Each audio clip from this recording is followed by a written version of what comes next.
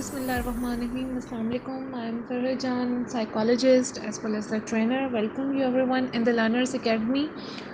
We are discussing the course of the psychological testing in the measurement. Today we discuss about the guideline for item writing. In the previous lecture, we discussed about how we can write and test item. Okay, so in today's we've discussed about the guidelines that we should follow while writing any item in our test. Okay, so DeWellis was the person who provided us with the number of the guidelines जिनको आज हम लोग decide करेंगे discuss करेंगे. The first most important guideline is that the clear definition and the item specificity.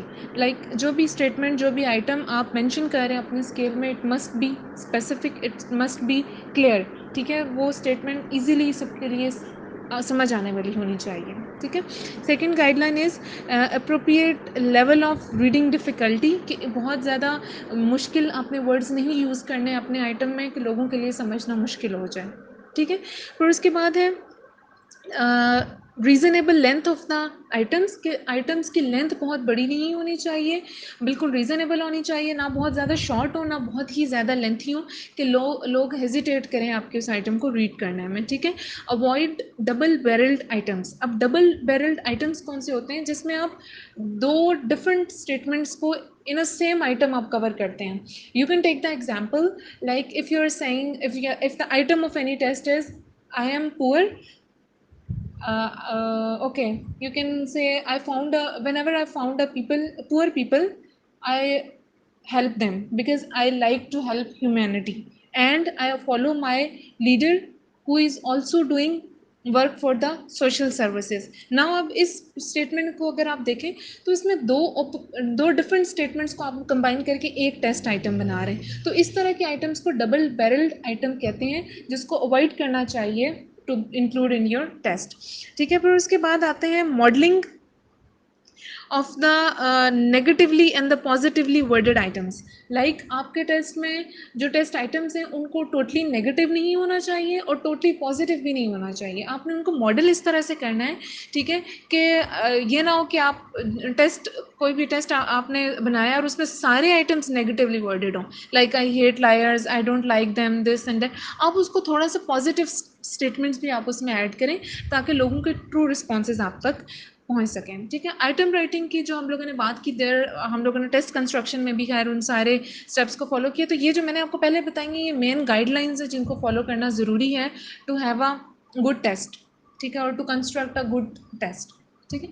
अच्छा, फिर हम लोग अगर स्टेप्स को देखें तो वही सेम स्टेप्स जो हम लोगों ने टेस्ट कंस्ट्रक्शन में डिस्कस किए थे, कि आपके पास सबसे पहले एक अच्छा सा प्लान होना चाहिए, आपके पास आइडियाज़ होने चाहिए, देन आप अपने उन आइडियाज़ पे काम करें, आप उनका प्रॉपर कंटेंट डिसाइड करें, आप उनके मीनिंग्स को देखें, आप उनकी लेंथ को आइडेंटिफाई करें, देन आप उसको ट्राई करें अपने आइडेंटिफाइड सैम्पल पे. After that do the analysis, and after analysis when you will get the results, then again try और अगेन रिवाइज योर टेस्ट. ठीक है. तो ये कुछ स्टेप्स हैं जिनको हम लोग फॉलो करते हैं. अच्छा, उसके बाद है कि जब आप आइटम कंस्ट्रक्ट कर रहे होते हैं तो डिफरेंट डोमेन्स होती हैं. ठीक है. उन डिफरेंट डोमेन्स को अंडरस्टैंड करना भी ज़रूरी है. Like if you are creating an educational और द अचीवमेंट टेस्ट, देन आपकी डोमेन, आपके जो आइटम्स हैं उनका कंटेंट अचीवमेंट, एजुकेशन से और या एकेडमिक से रिलेटेड होना चाहिए. Similarly, when you are talking to develop an personality test, तो जो आपके आइटम्स होंगे वो इस तरह के होने चाहिए जो पर्सनैलिटी को ही आइडेंटिफाई करें, पर्सनैलिटी को ही मेजर करें. ठीक है. इसी तरह अगर आप इंटेलिजेंस टेस्ट बना रहे हैं तो आपके आइटम कंटेंट इंटेलिजेंस से रिलेटेड होना चाहिए. उसमें इस तरह के क्वेश्चन, इस तरह के स्टेटमेंट्स होनी चाहिए जो किसी पर्सन की IQ को फाइंड आउट कर सकें. ठीक है. फिर स्क्रीनिंग टेस्ट है तो सिमिलरली आपके आइटम्स को उनकी नेचर इस तरह की होनी चाहिए कि वो स्क्रीनिंग पर्पज़ के लिए ही यूज़ किए जा सकते हों. ठीक है. इसके बाद टेस्ट स्कोरिंग आता है. टेस्ट स्कोरिंग में हम लोग डिफरेंट मॉडल्स को फॉलो करते हैं फॉर स्कोरिंग द आइटम्स. एक जो आपके पास आता है format, that is the cumulative model. Cumulative model में ये होता है कि जिसके हाईएस्ट स्कोर हैं तो हम कहेंगे कि उस पर्सन में ये ट्रेट सबसे ज़्यादा हाई है. जिसके लो स्कोर्स हैं किसी आइटम पे तो हम कहेंगे कि उसमें ये वाला ट्रेट नहीं है, ये कम है. ठीक है. तो ये आपके पास कम्युलेटिव मॉडल होता है. फिर एक आपके पास आता है क्लास मॉडल. क्लास मॉडल वो होता है जिसमें टेस्ट टेकर के जो स्कोर्स हैं, जो रिस्पॉन्सेज है, उसकी बेस पे ही उसे कैटेगराइज किया जाता है. लाइक हम लोग अगर किसी का IQ टेस्ट कर रहे हैं, किसी का IQ स्कोर हाई आया है, तो हम कहेंगे ही और she is a intelligent person. ठीक है, किसी का कम आया है, हम उसे कहेंगे कि he is not an intelligent person. तो हम लोग उसको क्या कर रहे हैं, क्लासीफाई कर रहे हैं. ठीक है, on the basis of the scores.